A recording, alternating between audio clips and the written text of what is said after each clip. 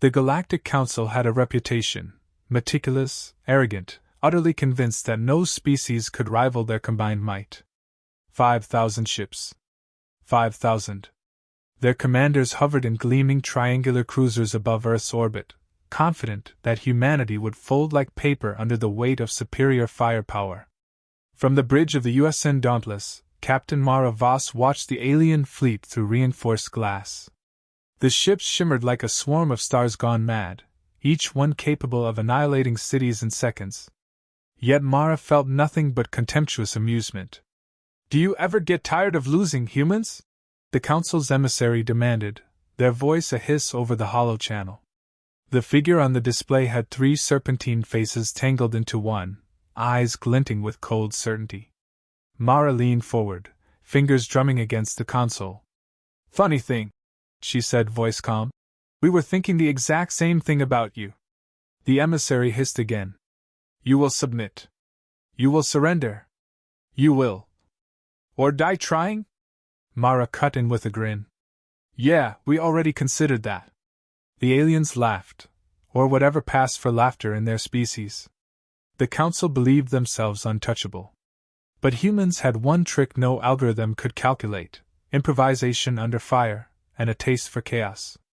Earth had spent the last decade preparing, not with shields or static defenses, but with deception. Cities masqueraded as launch hubs. Mining rigs doubled as orbital railguns. Cargo ships were retrofitted with kinetic torpedo launchers. Every militia, every rogue scientist, every death squad had been waiting for this day. As the flagship of the Council edged closer, Mara's fleet, barely a tenth the size of the invaders, executed a pattern the aliens didn't recognize. They didn't expect humans to think vertically, not just horizontally. They didn't expect Earth itself to be a weapon. Then the first pulse hit. It began subtly.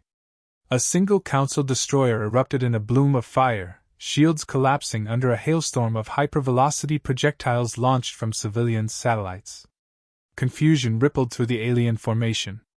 "Phase 2, Mara said, voice sharp and controlled. "Activate the gauntlet." From orbital platforms, humanity unleashed a storm the galaxy had never imagined. Ships weaved through debris of their own satellites, turning them into armor-piercing shrapnel. Laser arrays lanced through the void, aimed not at hulls but sensor grids, blinding the enemy's navigation. Formation after formation of Council vessels began to falter, drifting like wounded fish. "Impossible!" one Council admiral shrieked, tentacles quivering over a hollow panel. "They are predicting us! Anticipating every maneuver!" Mara leaned closer to the comms panel, grinning. "Predicting?" she said. "No. We just adapt faster." Then came the human's signature audacity. Mara ordered a boarding operation on the flagship using stolen Council shuttles. The aliens had never considered that humans would treat suicidal boarding runs as a vacation.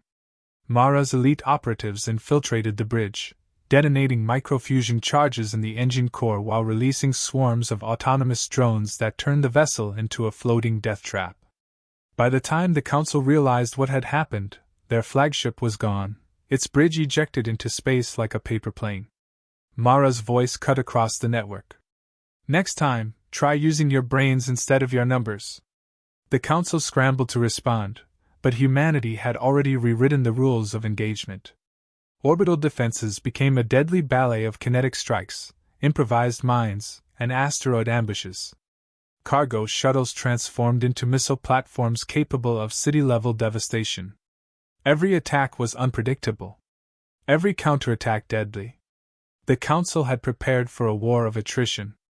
Humans had prepared for a war of chaos. And in the vacuum of space, chaos won. The Council tried to regroup, assembling fleets for coordinated strikes, but arrogance made them predictable. Humans thrived on improvisation. They launched guerrilla-style ambushes through asteroid fields, rigged abandoned moons as artillery batteries, and even hijacked alien drones to turn against their own masters. But the crown jewel of humanity's retaliation was psychological warfare. Mara's engineers had constructed an AI, codenamed Prometheus, capable of perfectly mimicking Council command protocols. Within hours, fleets began issuing orders they believed came from their own high command. Entire squadrons were redirected into traps. The Council destroyed itself from the inside. In one particularly savage moment, Mara's voice echoed across the comms channel, perfectly imitating Council syntax. "Attention, fleet! Prepare for coordinated retreat. All units to jump coordinates Omega-7. The aliens obeyed. They compressed into a warp tunnel that humans had secretly mined with unstable dark matter charges. Ships tore apart mid-jump, hulls compressed into cubes of lethal debris. 500 vessels vanished in a heartbeat. Silence, punctuated only by alarms and the faint hum of drifting wreckage, filled the void. The remaining Council ships staggered in shock. You are not supposed to exist like this," one emissary hissed, voice trembling. Mara's grin cut through the channel. "Funny, we've been hearing that a lot lately. Welcome to reality." Every calculated move, every trap, every improvisation had one goal: to show the galaxy what happens when alien empires underestimate humanity. They had assumed fear, predictability, and control would win.